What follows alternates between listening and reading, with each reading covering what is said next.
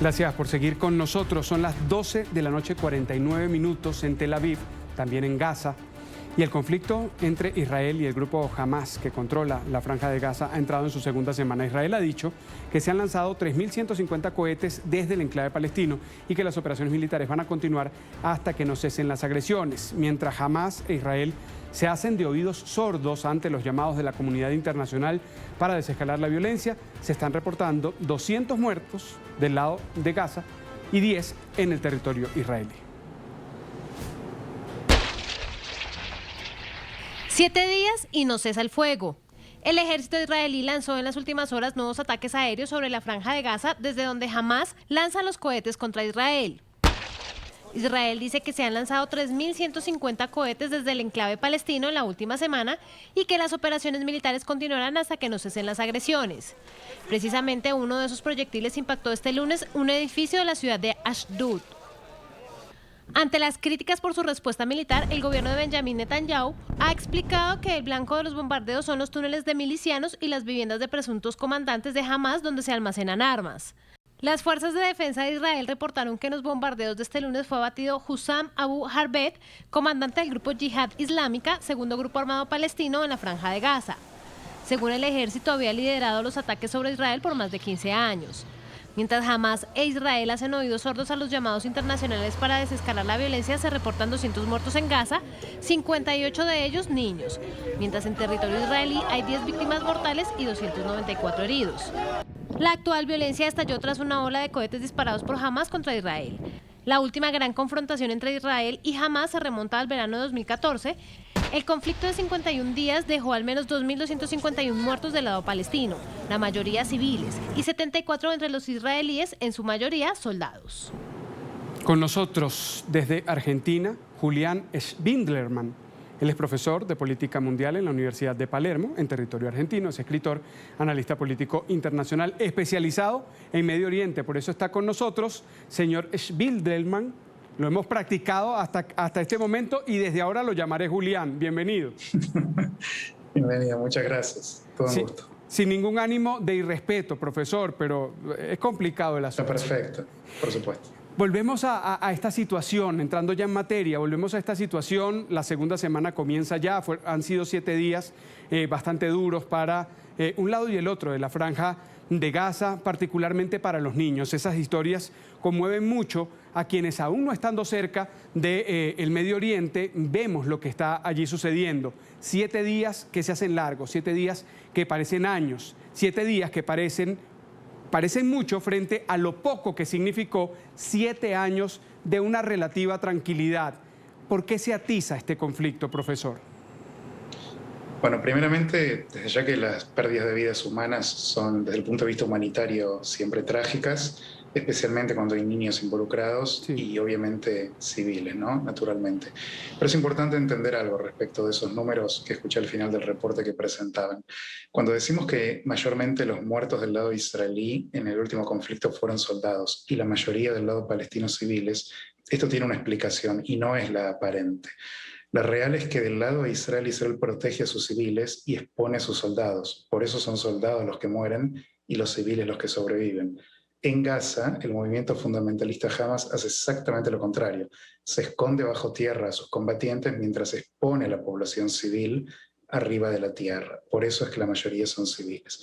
Esta diferencia moral es muy importante marcarla, pues nos permite entender la dinámica de este actual conflicto que Hamas inició hace 7 días atrás.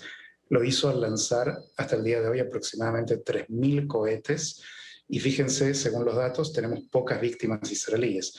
Esto no es porque Hamas no haya intentado matar a miles de israelíes, sino porque Israel tiene un sistema de defensa muy efectivo que neutraliza la mayoría de los cohetes en el aire. Entonces, desde el punto de vista inicial, antes de analizar políticamente qué es lo que está en juego, es importante marcar moralmente las diferencias fundamentales entre esta democracia atacada que es Israel y la Franja de Gaza dominada, lamentablemente, por un grupo yihadista que en cosmovisión ideológica es el equivalente a la Al-Qaeda palestina, para que se entienda cuál es la ideología del Hamas. Por eso en números parece desbalanceado completamente y es importante, fundamental yo creo, en el inicio de esta conversación, esta claridad que nos hace profesor a propósito de que aquí, hasta el 2014, se contaron por miles del lado de los palestinos y quizás en centenares o en un centenar del lado israelí y como usted dice, son principalmente soldados. Cuando el primer ministro israelí dice se está usando de manera deliberada a los humanos, a los civiles como escudo, se está exponiendo. ¿Eso es lo que refleja estos números que usted nos ha aclarado? Sí, en buena medida sí. Lamentablemente Hamas tiene una estrategia que pone a Israel en una posición imposible, porque han disparado en guerras anteriores y en la actual al lado o incluso desde azoteas de mezquitas, escuelas, oficinas de la ONU, edificios donde la propia prensa está instalada. Entonces, esto hace que del lado de Israel tenga un dilema. Si no responde al ataque, esto es una carta blanca para Hamas para seguir atacando con impunidad.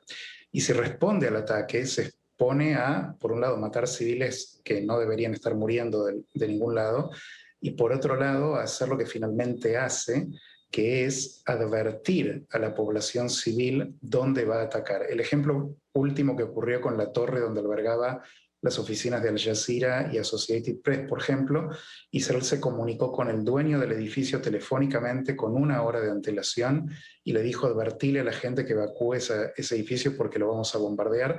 Según nuestra información, hay inteligencia de Hamas metida ahí adentro, es decir, oficinas de inteligencia del Hamas. Entonces esto da un ejemplo de, por un lado, una sensibilidad hacia una población combatiente enemiga, como es el caso de Gaza, que está aplicando como política Israel, que es más cuidadosa hacia la población civil palestina que la propia Hamas, que expone a sus civiles deliberadamente. Ahora, esto no quiere decir que Israel no pueda cometer un error, lo ha cometido y lamentablemente ha provocado muertes civiles que no tendrían que haber muerto del lado palestino. Pero hay una diferencia moral fundamental entre un error del lado israelí y una acción deliberada de Hamas de exponer a la propia población civil palestina mientras ataca población civil del lado israelí.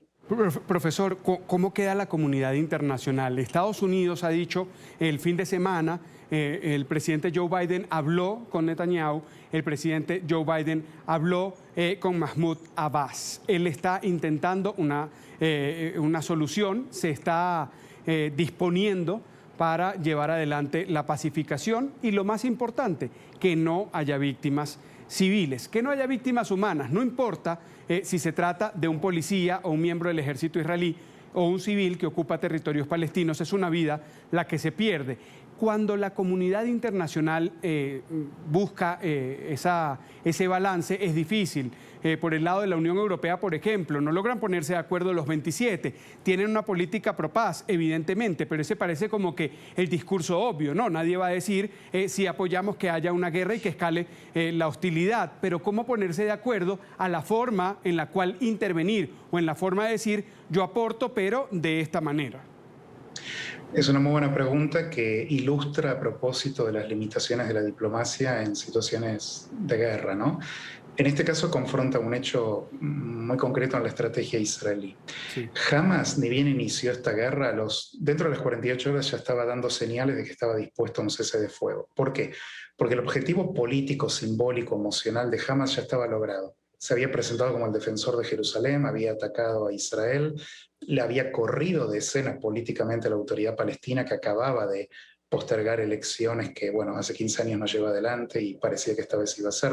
Entonces se posicionó con una serie de victorias políticas y simbólicas, entonces era suficiente para parar la guerra. Desde el lado de Israel la lectura fue distinta, porque entendieron que ya es intolerable que cada cierta cantidad de años Hamas ataque con impunidad y a voluntad a las ciudades de Israel, y comprendieron que tenían que dar una respuesta que actúe como lo que en la jerga militar se llama disuasiva, es decir, que Hamas no solo sea castigado por estos 3.000 cohetes, sino que se le rompa la infraestructura militar para que por muchos años no vuelva a poder tirar cohetes. Entonces, lo que está en juego desde el lado militar de Israel es dar una señal jamás de que estas guerras no son gratis para el propio Hamas. Por eso están atacando la red de túneles y toda esa infraestructura militar, y por eso no quieren detener la campaña militar ya mismo, porque políticamente eso sería un triunfo para Hamas, que va a clamar victoria como que lo logró. Sí, de hecho Benjamín Netanyahu decía, quienes actúan como terroristas no pueden ser, deben ser tratados como tal, no pueden ser tratados de forma distinta. Quiero insistirle en un punto porque esto tiene un componente social, un componente político y no menos importante, uno religioso también. Y a veces entender todo lo que sucede allí en ese entorno, para nosotros en Occidente, suele ser un poco complicado. En palabra llana, está allí Hamas, que está controlando la Franja de Gaza, pero ¿qué tanto afecta esa acción a quienes desde esos territorios palestinos le están diciendo al mundo, no de ahora, desde hace décadas, de una forma histórica, nosotros queremos un Estado palestino? Bueno, es importante marcar esto. Hamas no quiere negociar con Israel. El Hamas nunca aceptó las condiciones que presentó la comunidad internacional para ser parte del proceso político de negociaciones de paz, como sí lo hace la autoridad palestina de Mahmoud Abbas, asentada en Ramallah. Hamas se opone a reconocer a Israel, se opone a la paz con Israel y se opone a desarmarse. Entonces, es muy difícil negociar. Imaginemos, qué sé yo, que Estados Unidos tiene que negociar con Al-Qaeda. O sea, es muy complicado de ese lado. Mientras Hamas no quiera la paz con Israel o reconozca el derecho a existir a Israel, es imposible que sea parte de ese proyecto. Ahora bien, con la autoridad palestina otro es el camino, porque ha habido negociaciones, no siempre sencillas ni fáciles, pero acá el punto es esencialmente que el Hamas no puede ser parte de esta ecuación mientras mantenga esta posición. Y específicamente en lo que concierne al autogobierno palestino, hay que recordar que Israel se retiró de manera unilateral de la Franja de Gaza en el 2005. Hace ya más de 15 años. Hay un autogobierno palestino, tiene sus propios ministerios y en fin, todo lo que se necesita para un autogobierno. El problema es que el Hamas, en lugar de utilizar el dinero que le da la comunidad internacional al pueblo palestino, lo usa para construir túneles, armar cohetes y demás. A diferencia de la autoridad palestina, que sí pone en infraestructura para mejorar la condición de su ciudadanía en Cisjordania. Entonces acá el tema es el problema de la naturaleza yihadista, violenta y terrorista del gobierno de la Franja de Gaza. Hemos conversado, y aquí vamos otra vez, con Julián Schwindlerman, profesor de Política Mundial de la Universidad de Palermo. Nos puede dar para mucho más esta conversación, porque hay muchos aspectos que quizás nos hacen regresar a esa génesis para poder entender el contexto completo de lo que está ocurriendo allí. Hemos hecho un gran avance y por eso le agradecemos, profesor. Al contrario, gracias por la invitación. Hasta la